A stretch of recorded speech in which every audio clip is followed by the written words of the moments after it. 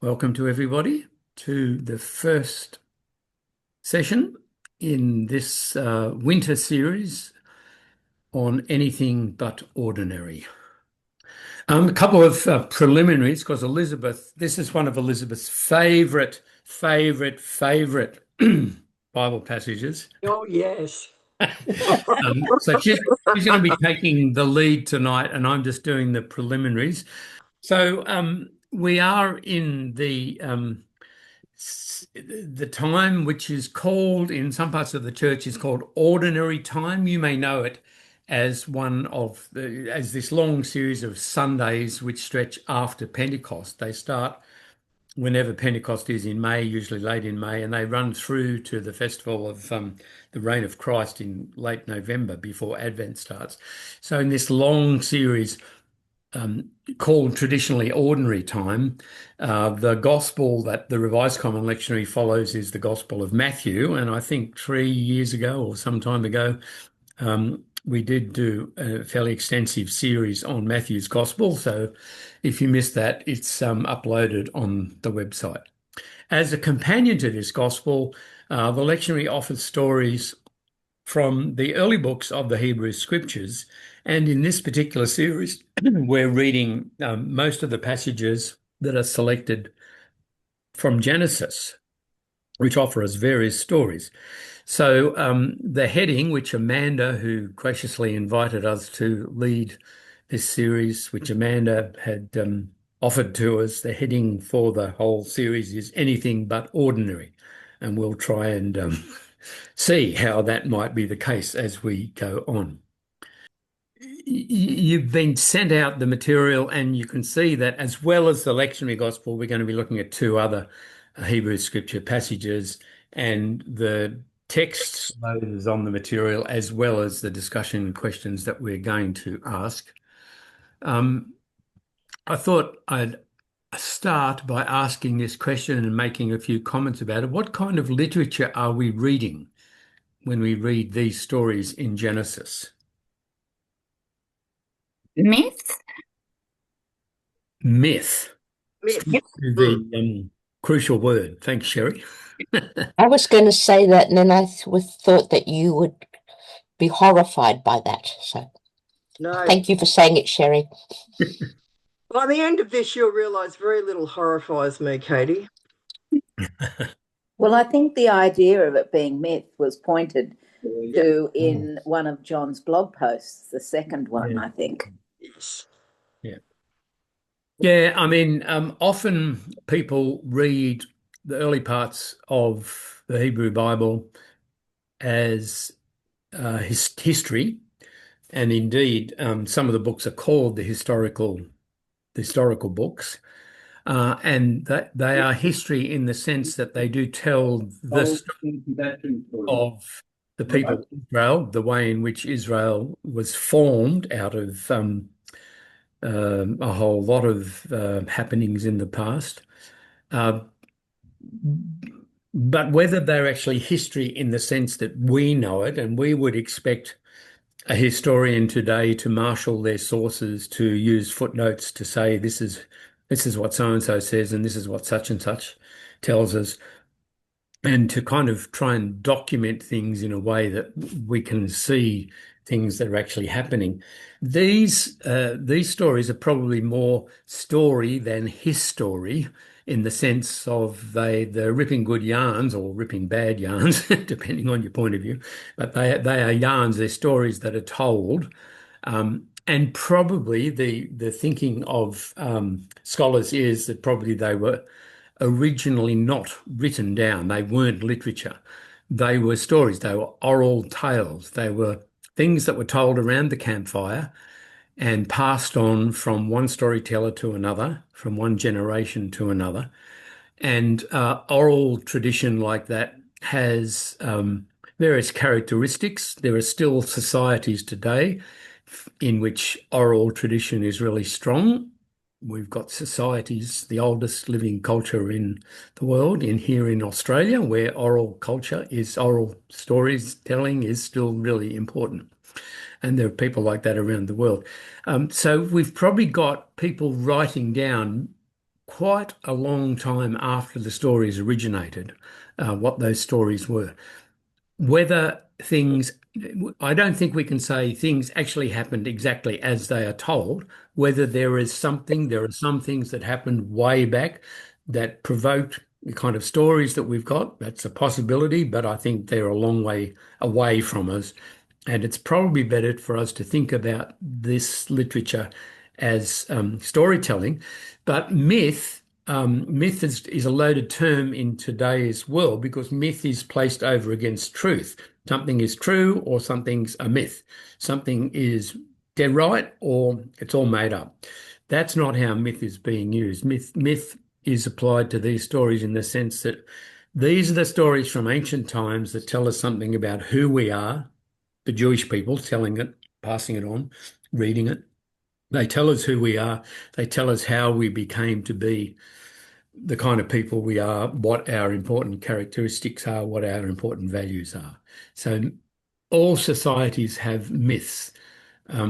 You'll hear in Australia talk about the Anzac myth, for instance. We know that Anzac was an historical event, but there's an Anzac myth which takes those historical events and shapes them to say something about who we are as Australians. We're not going to go down the Anzac path tonight. We're going to go down the Genesis path. So they're stories, they're myths in the best, the most positive sense. Okay, let's jump into Abraham and Isaac. Has everyone had a chance to read the story as we sent it out to you from Genesis? I mean, I assume both of you know the story, though some of the details might be a bit elusive unless you've read it recently. Because it's a very well-known text. It rolls around in the lectionary every 3 years. It's powerful. It's very evocative. It deliberately focuses on the main protagonist, who is Abraham in this. Probably to the exclusion of what anybody else is really thinking or feeling. And it's certainly a story that commands our full attention. And I'm going to suggest we have a look at it from a number of different points of view. So to start that off, I thought we might do a bit of a brainstorm and just ask you, what do you think about this text generally? How do you understand it? So could you take Test for Abraham? Yeah. Pardon? Could you take her, please? She feels a bit hot. I'm guessing that Abraham didn't tell his wife what he was doing. Is a very good guess because after this time they were never together again. Oh. So I think that's a fair comment, Susan. Interestingly, it says your only son, which is ignoring Ishmael. Yeah. And I think also that we don't ever get an inkling, really, of how Abraham is feeling about the whole thing.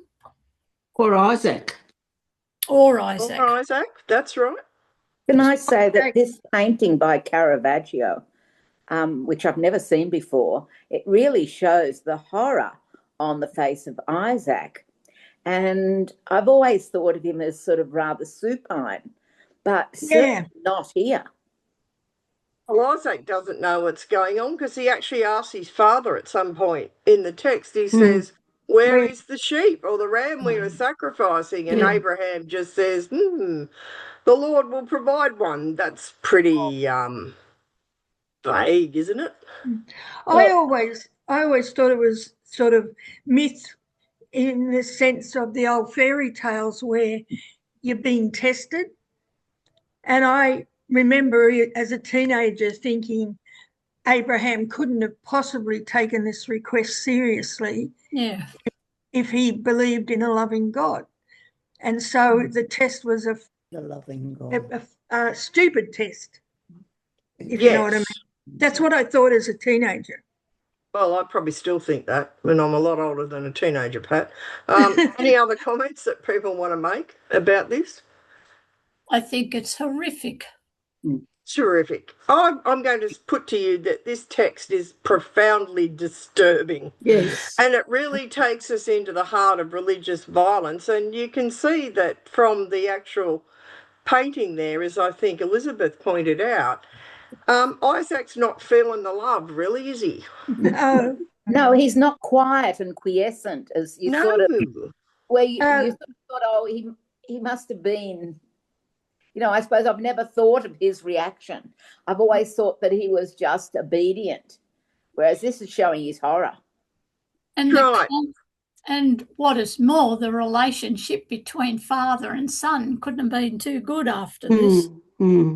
It's one of the things that, I've got down in my notes to raise. I mean, part of the reason why I think it's so disturbing is that even today we have people who have been charged with carrying out acts of violence against children in religious cults, including Christian cults, who claim they have heard God directly authorizing such abuse.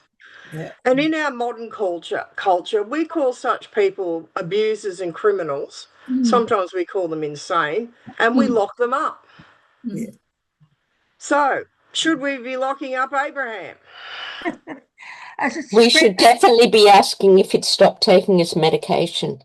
Yes. A doctor friend of mine actually, we were talking about it this afternoon over a cuppa, and she said, this hearing a voice, that's exactly what people with psychosis have when they're not on their meds. And how can this story be told in the pulpit when it's got such profound ramifications for those with mental health? I think that's a great question, Pat. And despite all of these questions and things you've raised, because you're obviously an incredibly enlightened group, is that many of you must have heard through your lives and may still hear in the future praise for Abraham for his great faith and obedience to God. And that'll be the center of many sermons. They'll have that as their central message. And this is despite the fact that Abraham, as you can see from here, is prepared to plunge a knife into his hapless son's throat. Very few Christian people, at least when I was growing up, suggest that Abraham should be locked up. And why is that? I'm going to pose the question. Is it because we know the end of the story and we know that God is always going to save Isaac? We know that. We're not hearing it for the first time. Is it because it's so far removed from our time and life? It's like hearing what we called a myth or even a fairy tale, as someone mentioned in your comments before. So it's an interesting question why in a pulpit you can excuse this behaviour in a way that we would never do nowadays, even if someone claimed to be and maybe lived a life that showed they were quite a holy person.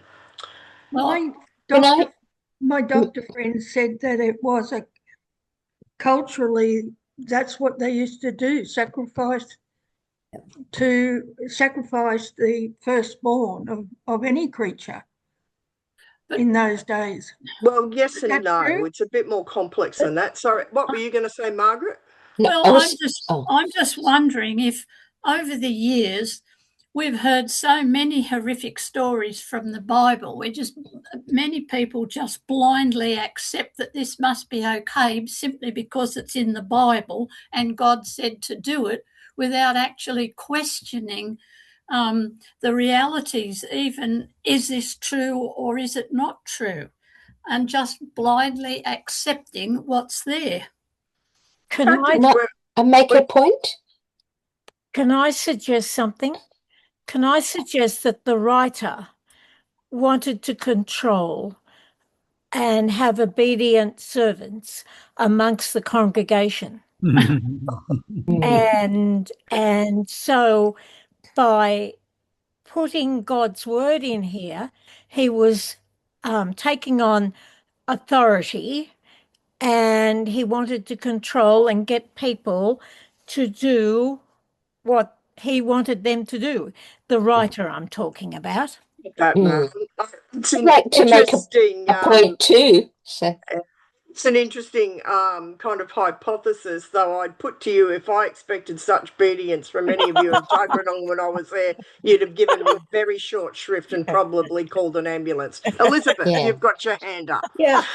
I mean, I think it's really a peculiar story. I mean, here is the longed for, prayed for son that God has given against all odds.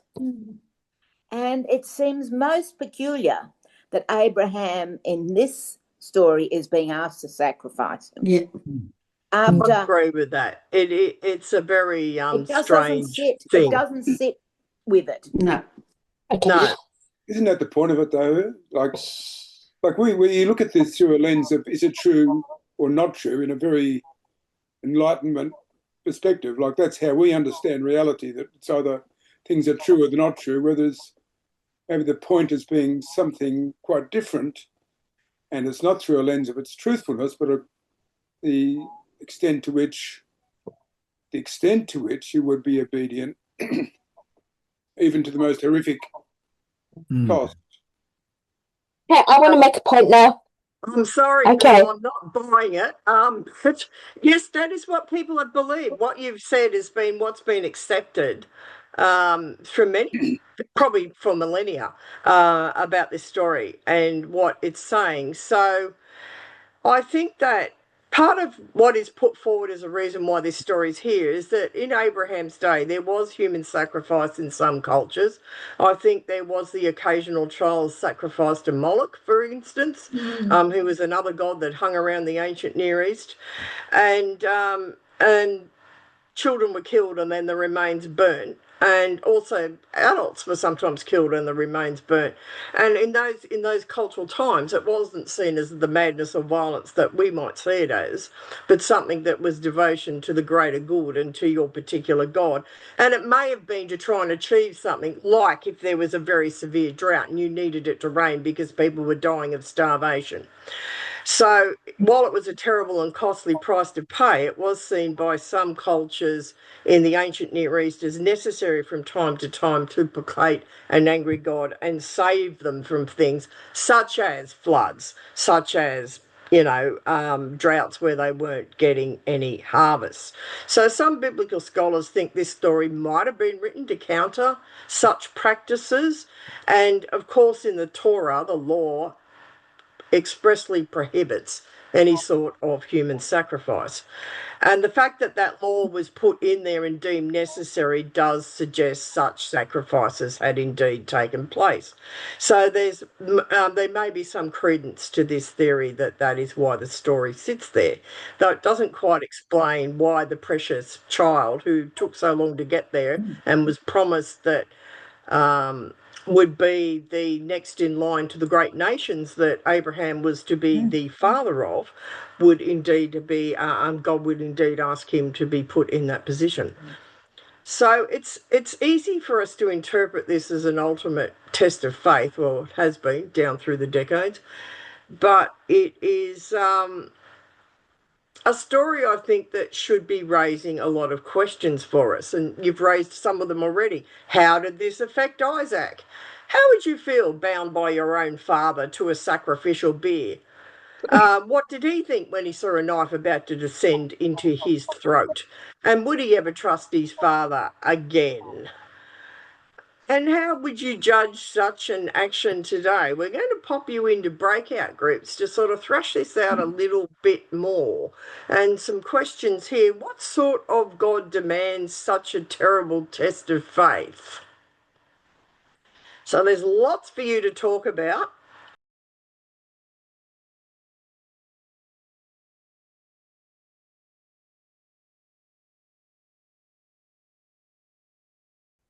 Oh, welcome back. How did you go with your discussion? Now, Katie, I understand from the chat, which I didn't see at the time, you wanted to say something. I was just saying that if you put that story in a modern context, it would be the opposite. It would be a parent refusing to have their child vaccinated or give them insulin if they were diabetic, or the Ventolin puffer if they were asthmatic, to say that God was protecting them and they didn't need to rely on medicine. It's actually happened. There I was a whole know. long Yeah. conflict over that. An asthmatic child that died. Yes, that's exactly right. Yeah. Anything else people would like to share from their discussion groups?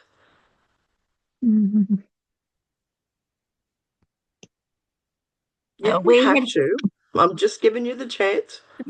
we had Bill in our group, and I agree with Bill. He suggested we're asking the wrong question by asking what sort of God would ask this. I think that's a reasonable question, Bill. It might not be the only question, but it is a question. That's right. But I think you've got to take the story as it is. The God that's in here is not the God that we understand now. This is a different kind of understanding of God in this story. Exactly. So, what kind of God? A very unpleasant God. So if that's the case, then why is that story in the lectionary now then? Yes. Good question. Today. Very good question. Because Abraham's great faith has been celebrated for literally centuries, and that's been the big deal. Yeah. But, yeah. It's terrible. So, Sherry, why did you agree with Bill? Because I look at this story as more in the category of, I was talking about, I read The Emperor's New Clothes to my 8-year-old yesterday. Yeah. And there probably wasn't actually an emperor who thought he was wearing clothes when he was actually naked. But it tells us an important lesson. And it gives us moral instruction. And that's the point of the story, not whether it really happened and whether a God would ask that of people. I'd like to know what moral instruction you actually think it's giving us. Because I don't find anything particularly moral about the story myself. So if you can think about what moral instruction about mindlessly obeying a command to bind your child and stab them to death you can think of, I'd be very keen to hear it. If we take ourselves out of 21st century Western mindset and put ourselves in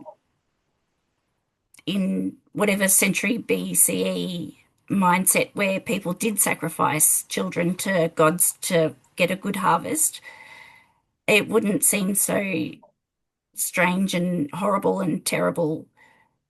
Perhaps. Remember, though, there's a law in this very set of books that prohibits this. Yeah. So it was seen as an abomination. So I'll let you cogitate on that, Sherry. Can I remark, is it more about obedience than faith? Yes.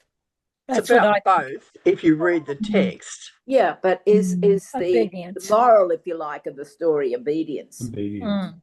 And is blind obedience a good thing? I'm not sure. No, it's not. No. Anyway, we're going to leave Abraham now. We're meeting three fathers. They're all nuts in various ways. Yes. What book were you referring to that forbids sacrifice? It's in the law. So it'll be in Deuteronomy or Leviticus or Numbers. I can't tell you exactly which one, but it is forbidden. But it's in the Jewish law. This is one of the things that came up in our group. Those laws they did not exist surely at the time this was happened. They came later. Yeah. Not at this particular time. This was before those laws were written. So they're subject to whatever the code of practice is amongst the people at that time. That's right. And that's the whole point of the law being written, because it was probably something that had happened. Why would you need a law about it if it hadn't happened? Yeah. And when were the laws written? Post-exilic or pre-exilic? Your problem is, in the form we've got now, they're post-exilic, but in oral form, we don't know exactly how old they are. So there may have been some laws here that are really quite ancient. Because there's parts of Numbers that we know are very ancient. It's in Leviticus, it's twice in Deuteronomy, and then it's also referred to, condemned by Jeremiah. So Jeremiah's in the exile. Deuteronomy is certainly written after the exile. Leviticus, in the form we've got it, is probably part of the priestly redaction during or after the exile. Which doesn't negate their oral tradition either. No, as it Elizabeth doesn't. No, but said. we've got no access to That's definitive right. saying other than hypothesizing. Yeah. Yeah. So we take the story at face value as we're doing right now. Yes, that's Yeah, and I'm not saying this is historical fact, and I'm not No. saying this is a good thing to do. I'm just dealing with the story as we have it. And we're going to another story now. This story is not so well known. If you have been a faithful attendant of my sermons at Tuggeranong when I was there, you will know this story. Yes, I It think is so. from Judges. Ah, It is not well known. No, thank goodness. Well, I'm going to raise about that. Not this, none of this thank goodness business. If we've got Abraham and Isaac in there, I'm going to ask questions about why this isn't in there. So, did She's a everyone good one. manage to read Judges 11? No, but Yes. I heard this read at a bat mitzvah. The girl read it Oh, right. Okay. aloud So, at a bat mitzvah. and it was probably read because here we have, this time it's the decision of the child, but it comes about as an oath by a father who is someone who's not incredibly popular, but they decide he's the only people who can save them against the Ammonites. The Spirit of the Lord comes upon him. This is a crucial thing in verse 29 if you haven't read it. The Spirit of the Lord comes on Jephthah. He crosses into Gilead and he advances against the Ammonites and he makes a vow. So you will read a lot of scholars that will say things like Jephthah's a really bad father, he's an idiot, he didn't have to make this vow. I'm going to say him making the vow comes after the Spirit of the Lord coming on him. So if you want to say that he's being very stupid about this, you've got a bit of a fight on your hands here because he makes a vow in response to that. So, and he makes his vow is he will sacrifice the first living thing that comes out of his door. So, and apparently from this, we come an Israelite tradition where young women of Israel go out and mourn this daughter of Jephthah for 4 days.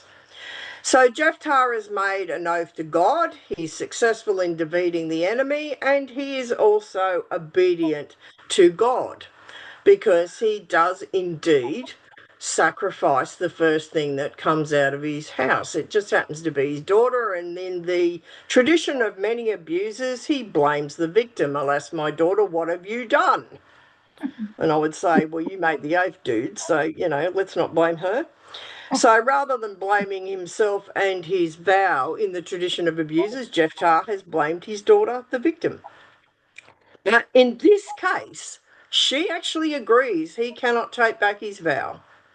So she's willing to be sacrificed, and she just asks that she go out and mourn her fate with her maidens for 2 months, and then she comes home to be sacrificed. So there's some questions here that I want to pose to you about this. I haven't put in there about as I said, if you read commentators, you'll see Jephthah gets a lot of discredit piled upon him in a way Abraham ever does. So that's one thing you might want to think about. But where was God when this child was about to be sacrificed? Why did no angel appear and say, stop? Why was there no substitute sacrifice found for her? Because she's a girl. Yes, but we'll get to that. She's female. She accepts her fate. She's not even named. No. And the question I really want to put to you here is, why do you think this story is not celebrated in our churches today? Was it's a girl. Because It's a female. Yep. Well, I'm going to put you back in your breakout rooms to thrash this one out. So what's going on here? Why is Jephthah criticised and Abraham isn't? I'm adding that question in because he is criticised heavily by commentators. Why is this daughter not mentioned in our churches along with Isaac? Why don't we hear this story? So I'm going to open your rooms now.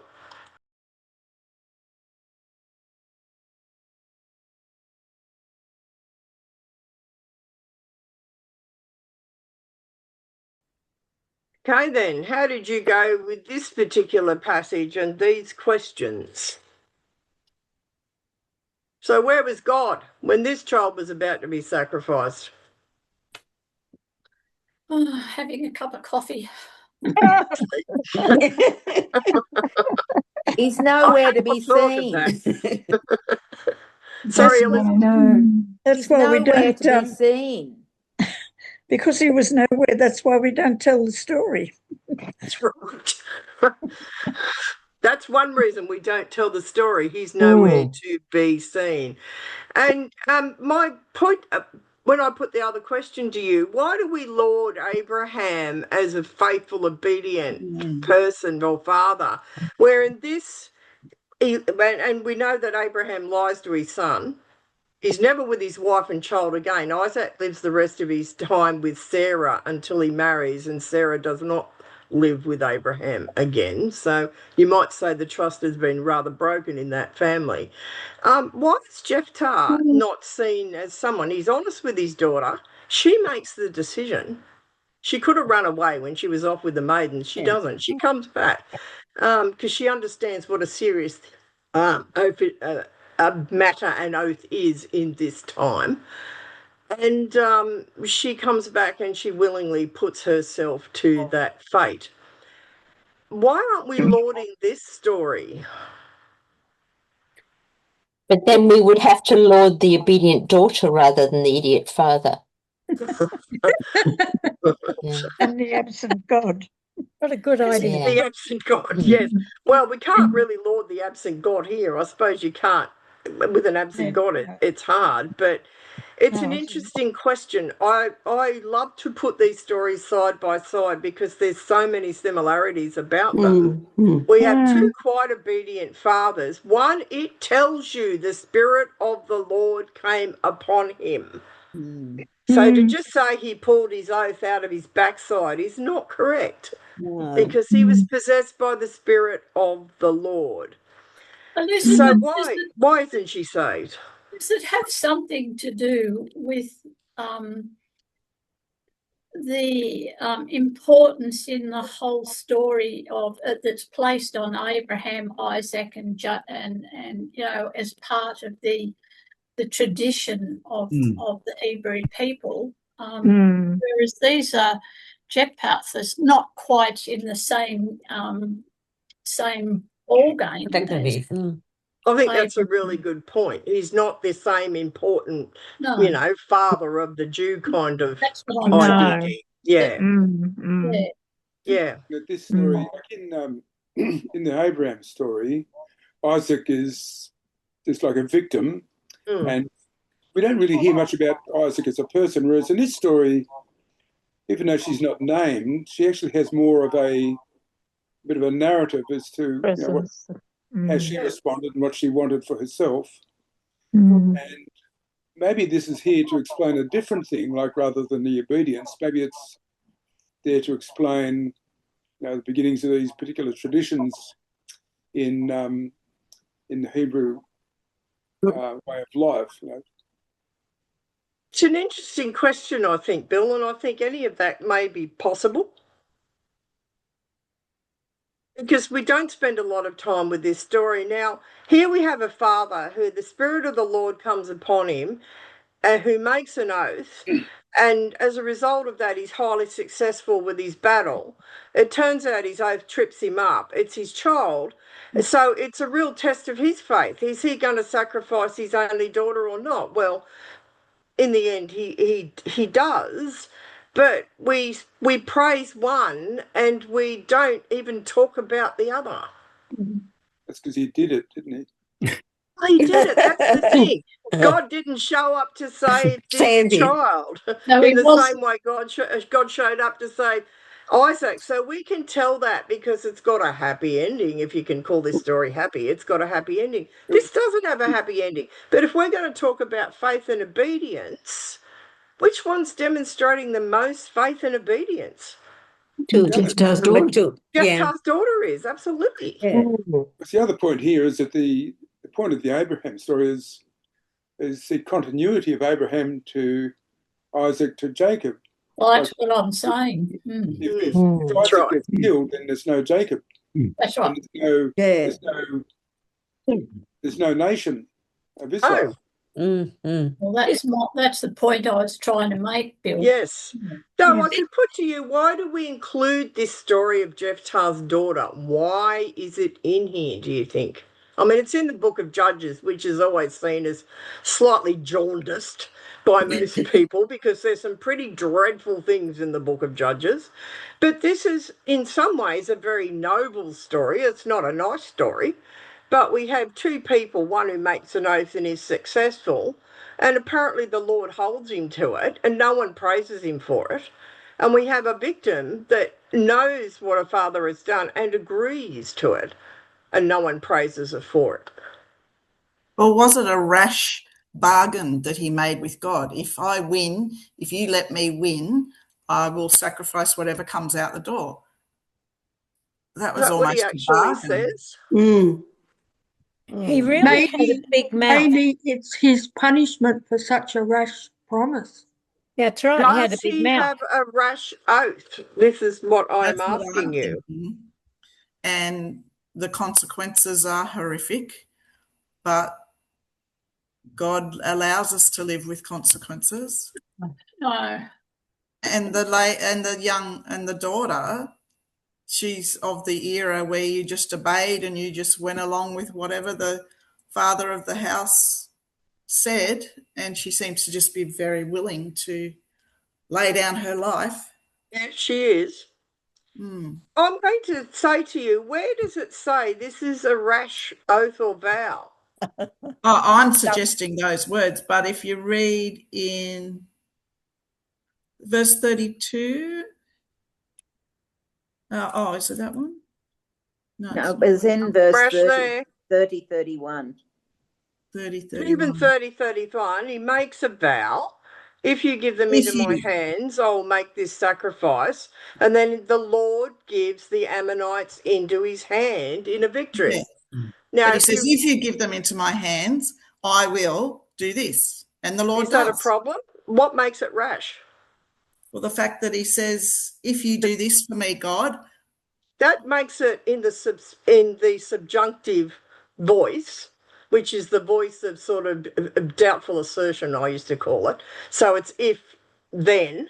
Yeah. It's nothing about the subjunctive is necessarily rash. We want to see it as rash, but is it? Well, what was he expecting to come out his door? He obviously wasn't his dog. It tells you that. He was expecting his dog, one of his hounds, to come out of his door. Yeah. Is there something in here about willing to sacrifice your child in both stories, prefiguring in a way the sacrifice of Jesus? I would say no, simply because they were written thousands of years before Jesus. Well, at least hundreds of years in some cases. So probably not. If you could read that back into it, I'm not saying you can't read that back into it. Was it written with that intent? No, I don't think so. That's time. Putting a very low value on life. Put a very low value on life. Do not let anyone tell you that the Bible values life. No, it doesn't. Well, I mean, even if it was never has. I happen to be stuck now with these stories for the rest of millennia. Yes. Because someone back in the past thought this was a good story to make some point about their traditions and their history, and now it's part of the whole tradition of literature and of the Hebrew faith and now the Christian faith. Not the Christian faith. You can't sort of now say, well, it's not part of our tradition, even though it's a horrific story, which was part of there's probably some segment of truth in it in the very beginning, but it's probably, as you say, mainly myth. It's hard, I think, in just listening to some of these comments, and this might be very heretical, it's hard to understand why we still keep reading these stories of a child sacrifice and attempted child sacrifice.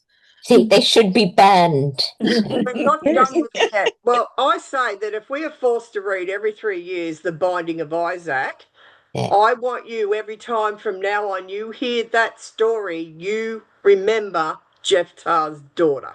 And what about Ishmael? Because he was put out to die as well.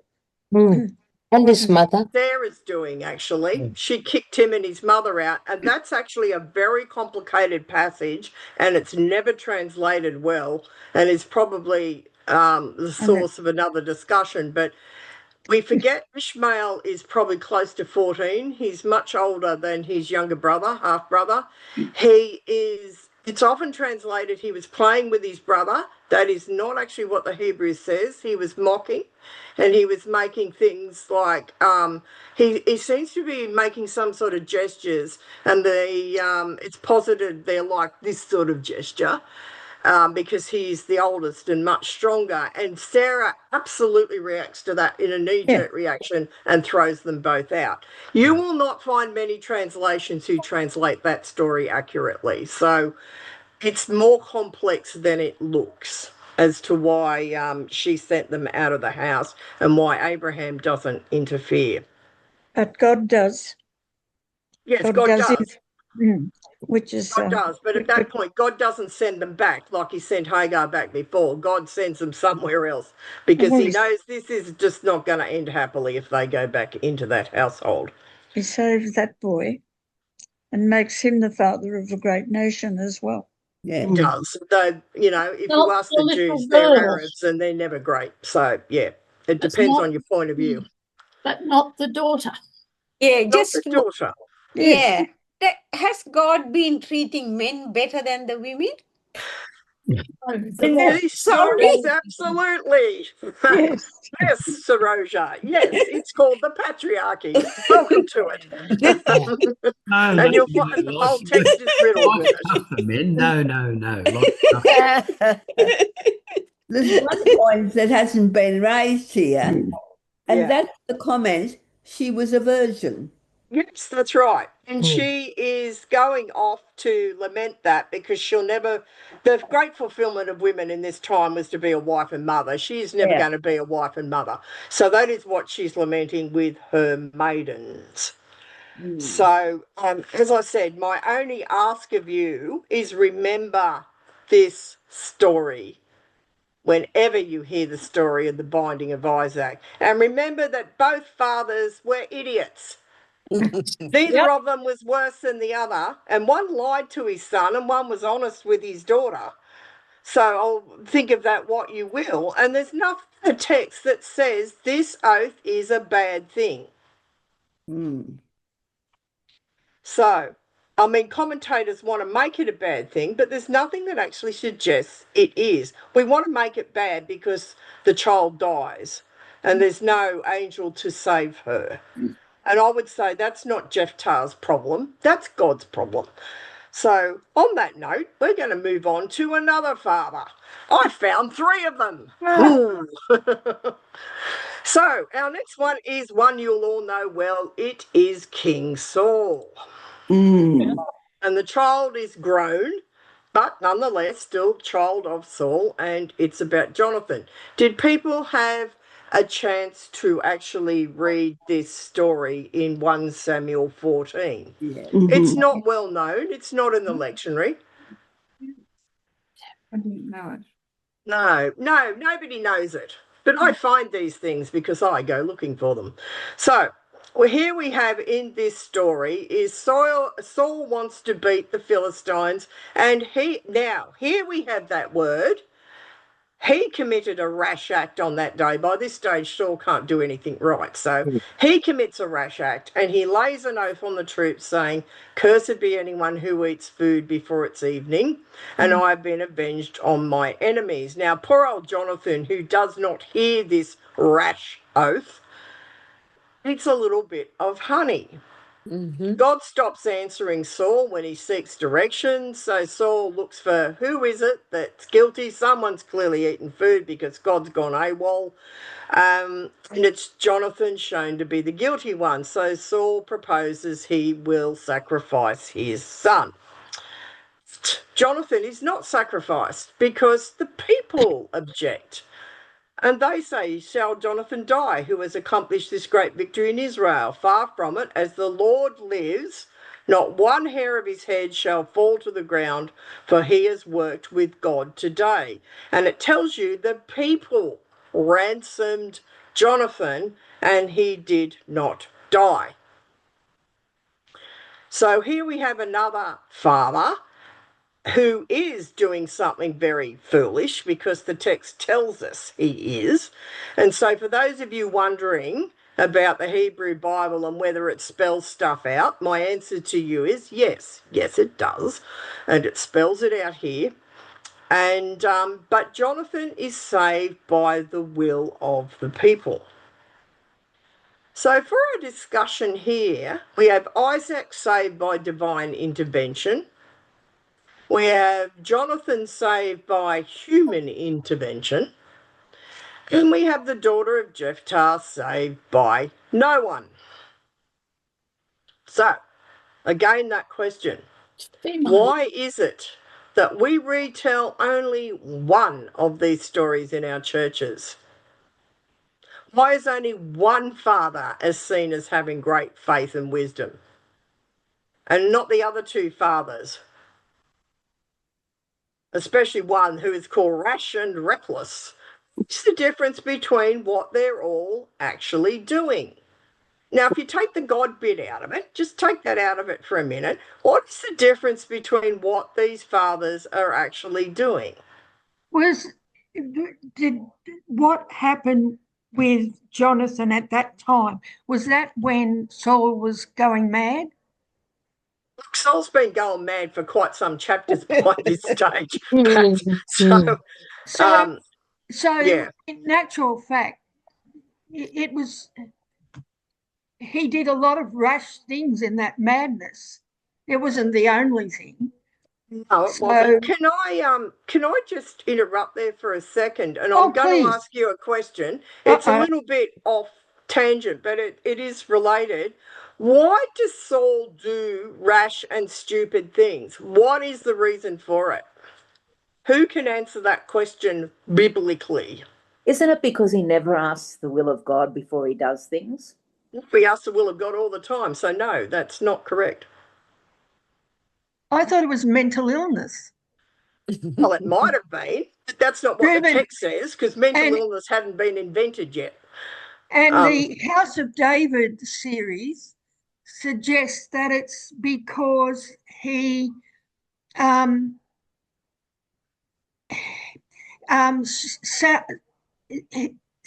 Samuel, he'd found out Samuel was electing someone else because Saul hadn't been faithful, and he was desperate to find out who his so-called successor was so he could murder him.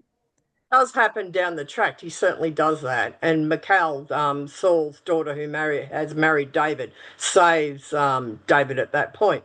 No, it precedes all of that. What happens to make Saul mad? Because there is something that happens. What is it? Oh, this will test your Old Testament knowledge. I thought it was defying Samuel. No. Oh, okay. Saul's actually very good at consulting Samuel and asking God what's going to go on. And even in this passage, he's trying to find out what to do from God. He does it constantly. It's only when God stops answering that he starts doing some really silly things. But what happens with Saul? I think he takes extra plunder, or he doesn't kill all that he No, he doesn't. That does happen to some people, and they're smitten, as in when they do that, or the ground opens up and they're swallowed. So yeah, no, God sends an. Oh, sorry, Marjorie. Before I say that, go on. I just wondered if it had something to do with the friendship between David and Jonathan. But no. No, it's actually a divine. Let's give you a clue. There's a divine answer to this question. A device. Divine answer. Oh. Why does Saul go off? Is it a series of acts of He didn't. disobedience? He didn't ask God. What does God do to Saul? Let me put it very bluntly. Doesn't he withdraw his favor? He does. And he does a second thing. He withdraws his favor, and then what does he do? He sends what? A spirit to torment him. Yes, he sends an evil spirit to torment Saul. So Saul goes bat with this evil spirit sent by God. That is why Saul goes mad. I always thought that was so unfair. I think it's very unfair, actually, Katie. I think that it's completely unfair. That's why Saul goes off his rocker, because he loses favour with God. We're never really told exactly why. And God sends these evil spirits upon him. And so he's never really himself after that time, and he does some really stupid, rash, murderous kind of things. But we tend to leave that bit out of the story when we tell these stories. Anyway, that was a bit of a tangent. So we have Saul here is post-evil spirit being sent to him by God. So he's not in a good frame of mind. And it actually tells you how rash he is being. And you might say, well, why is this in the text? Now, the short answer to this is, if you want to see yourselves as having one God and one God only, good and evil come from that God. So if Saul's going a bit troppo, then obviously God made him troppo, and that's how it works. When you only have one God, because you've got no other explanation. We're going to talk about some more questions now, and there's a lot of questions here that you'll have there. I'm not suggesting you tackle them all, but I'm suggesting that you pick the one or two that really stand out to you. So what message are these biblical texts sending to our society today? Have the Christian and Jewish religions contributed to ongoing violence, particularly against women in our contemporary society? Absolutely. Is Christianity a religion that condones violence and oppression against women? Yes. Well, having just been on Facebook with a pack of evangelicals, absolutely. And does this help perpetuate the suffering and abuse of power in our society? So yes. I want you to think of these texts. Why is it we only, again, I'm going to ask that question again. Why are we only telling one of these stories in our churches? Why are we only lauding one father? As particularly one father has just made a straightforward oath, which was quite common in those days. And the second father has been afflicted by God himself, so doesn't have a lot of choice in the matter and how he's behaving. So I will leave you to think of these complex things, and I'll put you into your groups again. And we're going to think about these things and then come back for a final discussion.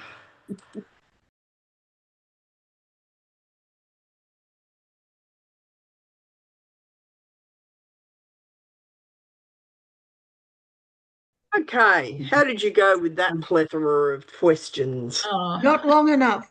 Not long enough. Sorry, You just because get we're to running the- out of time. I was going to give you more time, but look, it's nearly 20 past 8. Not long enough, I know. So did you manage to get anything meaty out of something? Kumar was starting to say something that I really would like to listen to, Kumar. but you cut him off. I didn't. Zoom did. Go ahead, Kumar. Usually people don't take me seriously. I'll keep going anyway. There's a general view today, certainly, where the men are minority and everybody is getting stuck into the Bible, saying because of the Bible we are being treated badly. I'm questioning that for two reasons. One is you can't, it's a historic document, so you expect to see it in the historic document. And also, how do you explain then the situation of women in Hindu society or Muslim society? Don't blame it all on the Christians and the churches. If the women's position is not correct, I'm not saying, I'm not approving of Paul's view. I'm only saying you can't say the whole world is like this because of what Paul said. And secondly, even if you accept it, these days, most young people don't go to church. And they're still bashing up their wives. How do you explain that? Why are you blaming the church for it? For these people, church is not relevant even. They don't even have anything to do with the church. Maybe that's why. It's still, Australia, for instance, is a Judeo-Christian culture, and the teaching until very recently has been of a patriarchal view. Men were the only ones allowed to preach in church. They controlled the message and gave, I guess, made the man believe that he had to be in control. And when things got out of control, some of the men lost it and became violent and oppressed women. Kumar is right, though. You find this in every culture and every. Oh, yes. But the Christian message for a long time fostered that, and because we lived in Australia, a Judeo-Christian society, it was promulgated. Still is. Yeah. Still is. No, I think things are changing. It depends what brand of Christianity you're talking about. Well, it does, but there's a big evangelical movement. I just spent, about 10 minutes before I came into this session today writing on a Facebook thing saying this is not in the text. This is not in the text. Exactly. And I've got all these evangelical men going, but, and I'm there, but it's not in the text. That's right. So where are you getting it from? Anyway, that's another thing. Elizabeth, you have your hand up. And I think you had a couple of questions before you got to the bolded questions, which we got all a bit focused on in our group about the sort of the gender issue. Well, you can blame John for that. He bolded them. So, but you asked questions that we really didn't have time to address. Why is it we retell only one of these stories? Yes. And why do we laud one father and essentially ignore the other two father stories? I think that's a really good question, and I think you all should ponder it and keep pondering it. I would appreciate a bit of guidance. Well, I think I said earlier that my thinking is at this stage anyway, the reason we hear the Abraham stories is because of the lineage of the patriarchs, and they're the forerunners of the Jesus story and the time of Jesus, and we keep hearing those because they're part of our scriptures. Even regardless of what they're actually saying, everything is part of our scriptures in these stories, Margaret, but we're not hearing them. So I agree about the patriarchs and that lineage. I think that's an important point. But it's not just because it's part of our scripture. Many things are part of our scripture that if I did not thoughtfully point them out to you, you may never hear about them. Yeah, I agree, and that's good. But anyway, others need to have a go. Not only that, Abraham is sort of regarded as the father of our faith. I mean, I don't, but that's been the historic father, Abraham. Definitely. Did you ever sing that many sons has father Abraham? Unfortunately. I'm one of them. Yeah. You are too? Yep. No, well, I mean, it's born and bred in us. Abraham is much more important than Saul or any other father because he's the top dog. That's right. Well, that's what I'm trying to say. Yes. But we all know we're all descended. He's the model of faith, isn't he? And also that God comes up looking much better. I'm going to put this to you. God does not come off looking shiny and full of roses with Jephthah's daughter or even poor old Saul, because God drives Saul bonkers, and God does it. I just looked it up. It's in 1 Samuel 16. It says that he sends an evil spirit upon him, and he does it more. And you think, well, what chance has Saul got? And that's the kind of God we don't want to hear about, like the God that punishes you with snakes and serpents and all that sort of stuff. God of madness is even more horrible. Madness, he's terrible. The cat's got a hand up. And if anyone's wondering about that, go and read Numbers 11. We want to hear the God who saves. Is it because these are sort of almost side stories that aren't in the sort of the general line of sort of, you know, faith, obedience, disobedience, repentance? They don't sort of feed that, if you like, that narrative that runs through the whole of Scripture. Well, I'll put another question to you. When we're talking about side stories, I'm going to mention two, and that's Esther and, oh, I'm going to mention three actually, Esther, Ruth, and Ecclesiastes. How many of you know those stories? Some. Why do you know those? You and not taught these ones? You taught us. Yes, but Good you know, outcomes are for much those. better known, aren't they? And ask yourself, why do you think that is? Can I ask my question now? Yes, you can. When you say who tells the story, the liturgy came in what, about the 14th century? Well, the Christian They liturgy, started having kind a of. liturgy. And the point is, these stories aren't ignored in the Jewish tradition, and they even have 4 days celebration each year for Jephthah's daughter. Well, in the story they do. They don't now. Yeah. Oh, okay. The Christians from the 14th century onwards have neglected that story in their attempt to have a 3-year covering of the Bible. So the question is, why has the modern or relatively modern Christians decided to leave those stories out? We need to be very, we need to realise that those stories were included in the Bible. Right. It's There is only a Jewish recently that the readings haven't been accepted. There is a Jewish resurgence of some Jewish women who have resurrected the story of Jephthah's daughter. And I'm going to do a prayer very, very shortly, which is written by a group of Jewish women who every February remember Jephthah's daughter. So there has been a resurgence in the Jewish faith of women who remember Jephthah's daughter and her sacrifice. So it's not completely forgotten now, but it's not a common feast of the Jewish people, and it's not a commonly cited text. Where you'll find Esther and Ruth are.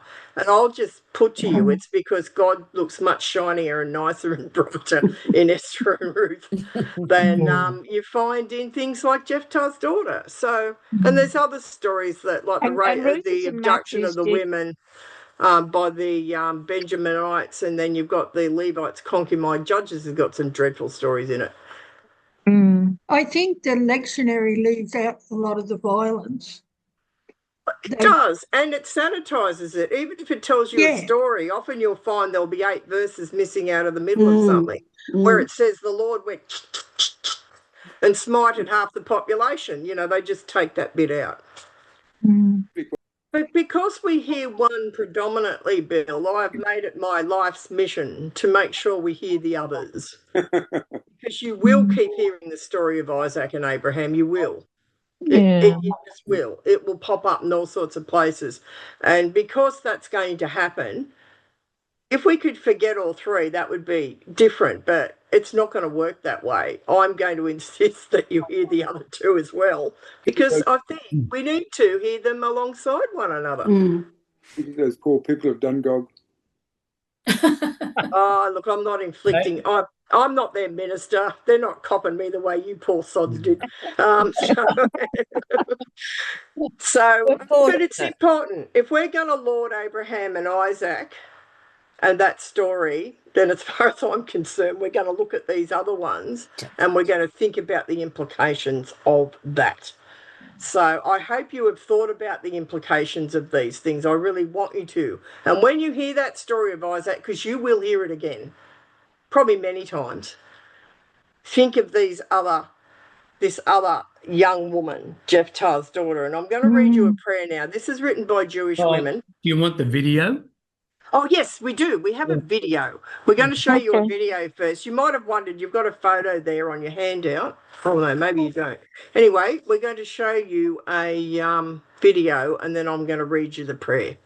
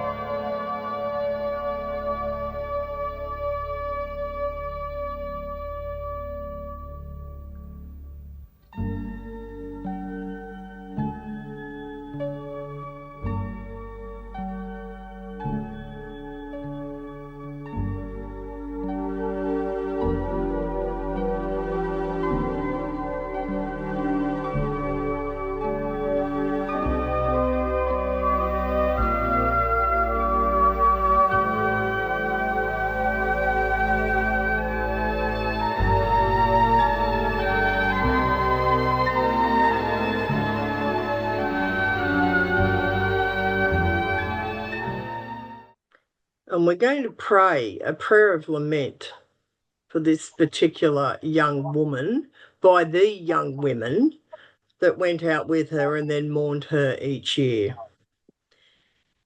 Into a clearing from the forest of our lives, every year it is a very wild, high climb. The presence of God is in the rocky ridge, the ghostly wind, the stunted pines, the wildflowers. Light stands on the mountain almost too bright, like a truth from which we hide our eyes. Today we do not remember the angel, or the ram, or the thicket. Today we remember the vow and the death of our sister. Into the clearing lightning rapes the mountaintop violent, like the truths of which we only dream. Forgetting the ancient screaming of God answers our scream. She has no name. She has no face or eyes. They were drowned in blood. They were burnt by sacrificial fire. Her father will die at a good old age, but where was the angel to stop his hand? Where was the sacred messenger? Who is this God of stone and knife and fire, and why does he hide? What can he see? When a woman prays, will he ever hear? From the forest of our lives into the clearing, rain falls on the mountain top, soaking the wordless stone year after year like the truth of tears. From the forest of our lives into the clearing, weeds grow on the mountain top between the stones. Bird calls fly from shrub to shrub. The Spirit of God is in there twittering like a truth that is sweet. Wind increases, shiver and listen. Is it the wind? Is it a voice? You who lament me, will you be my angel? Will you be my messenger? Will you stop the hand that seeks to sacrifice and harm me? It will take all your strength. It will appear to take forever, but it can begin today. Remember me. Remember all of us. Remember and tell out our stories.